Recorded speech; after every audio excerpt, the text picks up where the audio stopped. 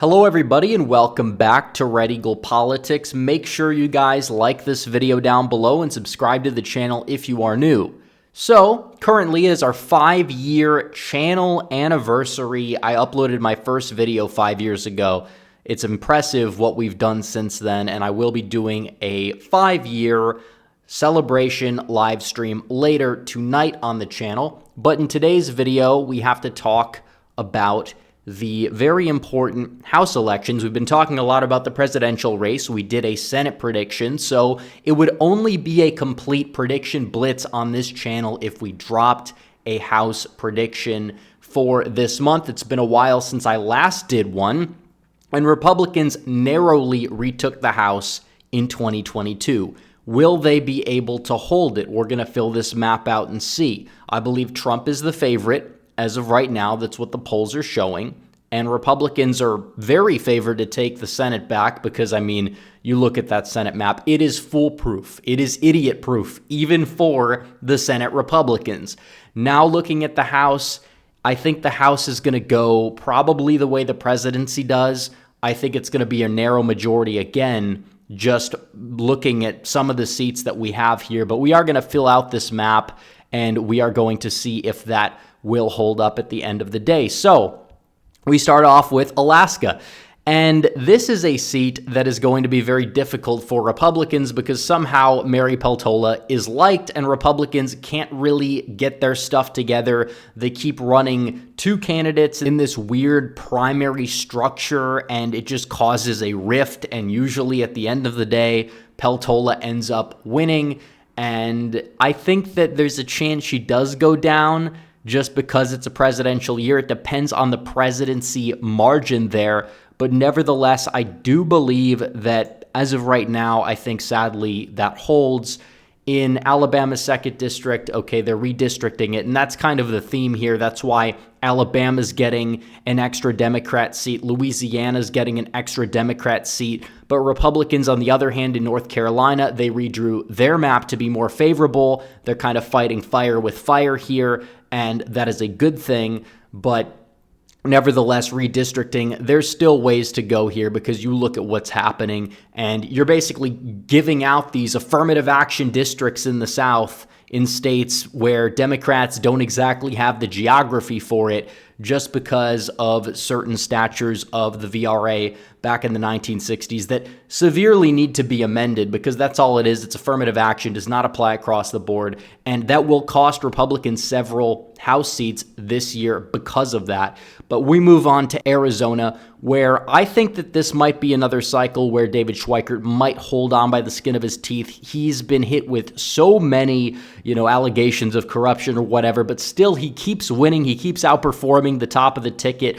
I think that, probably as of right now, we could see that district hold. I believe that Arizona's 6th congressional district will also hold for Juan Ciscomani. He outperformed the top of the ticket in 2022, and this is a district that's going to be razor thin at the presidential level this time around, so I think those seats will be holds. California's got a few of these districts here that happen to be in the, Biden column, but also have House Republicans representing them. John Duarte, will he be able to hold? Again, a lot of this, I think, depends on the trends within the district. Will these move right at the presidential level? It's possible that they do. To what extent, that we don't know. Valadeo probably does hold on in his district. I think that Ken Calvert will have no problem winning either. John Duarte, that's a little bit iffy if he's able to hold on. Personally, I think it's like 50-50. I think we'll say he does hold on. Garcia, on the other hand, it depends on if these allegations of insider trading really catch up to him. He's not going to be going up against Christy Smith this time around, but he's been such an electoral juggernaut. Maybe you could say he does hold on. I don't know. I think one of these two might flip, but we'll have to see. But furthermore, going down the list, the next competitive district on this list is Iowa's 3rd congressional district. And I believe that this district is going to hold for Republicans, especially as Iowa becomes more and more of a Republican state. Donald Trump won the district in the 2020 election. I think he might win it by more this time around, but either way, I think none might outperform a little bit down ballot nonetheless. So going on down to the state of Maine, I think Jared Golden probably does hold on narrowly just because he knows how to play the rhetorical game, although I think Trump does take the district by a lot. Depends on who the Republicans put up. They could win that district, but when it comes down to it, Golden, despite his recent gun comments, he's relatively popular, and his voting record is actually more moderate compared to a lot of these fake moderate Democrats. It doesn't mean that Jared Golden's like a true blue dog or anything like that. The Overton window has shifted so much within the Democrat Party that he would be considered run-of-the-mill, 10, 15 years ago. But nonetheless, I think he does hold on. But I think Republicans will flip Michigan's 7th district. I think that Slotkin's seat will flip this time around because she's not running. It's an open seat. And Trump's on the ballot, which means the down-ballot Republicans are probably going to perform about the level he does, maybe even a little bit better. And this district very well could go for Trump. Same thing with Michigan's 8th. If Trump's on the ballot, yes, that is primed to potentially flip for the Republicans. I think they hold the 10th district as well with James. Minnesota's 2nd district, yeah, that's going to go blue. Zinke will hold on in Montana's 1st congressional district.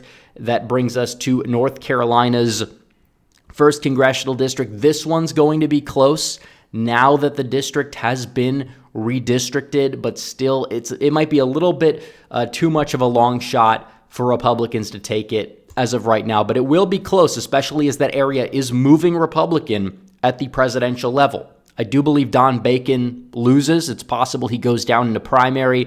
I think just based off of the way his district is moving and because a lot of Republicans are fed up with him because he's a rhino, they might vote third party down ballot. Well, Nebraska's 2nd. I think that there's a good chance that that does narrowly flip to the Democrats at the House level, just depending on the candidate that they put up, but he's one of their top targets.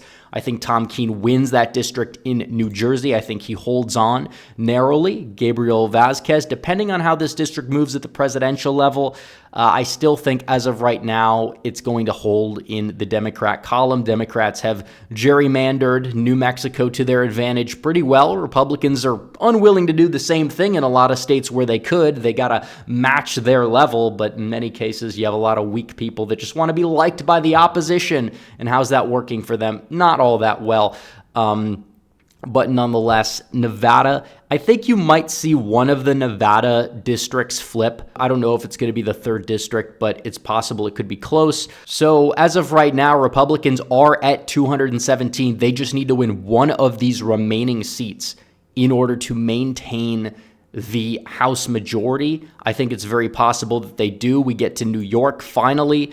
The New York's 3rd seat's going to be open. I think that just because you have that scandal or perceived scandal with the whole Santos thing, usually in the special election, I anticipate it to be heavily Democrat. I think it's going to rebound in the November election in the district, but still I think Democrats probably do hold on. Anthony D'Esposito, I think he probably falls short just because his district is Biden plus 14. I think that shrinks.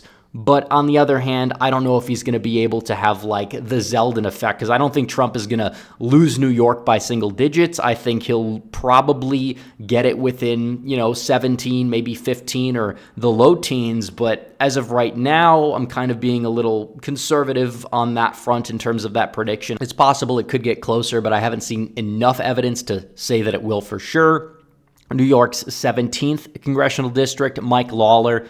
He may hold on. He is going to be well-funded. I think Molinaro may hold on as well just because the district probably does move a little bit to the right there compared to 2020. New York's 22nd district, Brandon Williams. This one, that's an iffy one. He could hold on.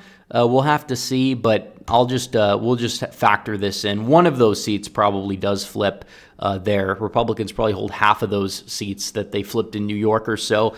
Ohio's 13th. This one might be a flip.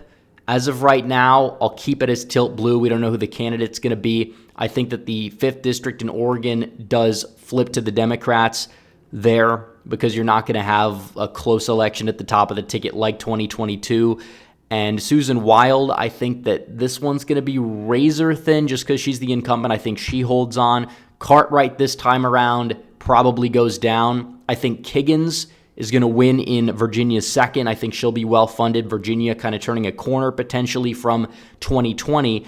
And Washington's 3rd congressional district, I think this is going to be depending on the presidential margin in this district. Perez kind of caught Kent off guard last time around. I think there's a good chance Republicans go out there and try a little bit harder in the district. That would be enough to flip it at the end of the day. So this is the final prediction right here. Republicans will end up with 222. Actually, we have another seat in Colorado I think we did not fill out. I think this one is probably going to be a hold for the Democrats just based on how Colorado as a state is moving. But here we go. Republicans will end up with 222 House seats. Democrats will end up with 213. They don't expand their majority. They flip some seats red. Democrats will flip some seats blue to offset that. And this is going to be the final House map right here. At least as of right now, things can change. Republicans could flip a couple of seats. Democrats could, maybe flip some of those New York seats. It just depends on certain things that we don't know. But I think that a lot of these races are determinant solely on how the top of the ticket performs in a presidential year. Funding matters less. What type of candidate you run tends to matter less because everybody's just so focused on the top of the ticket to really pay all that much attention. And you might see some candidates outperform others and some may underperform, but what's really determinant on this is the top of the ticket effect. Incumbency effect, I think, comes in second.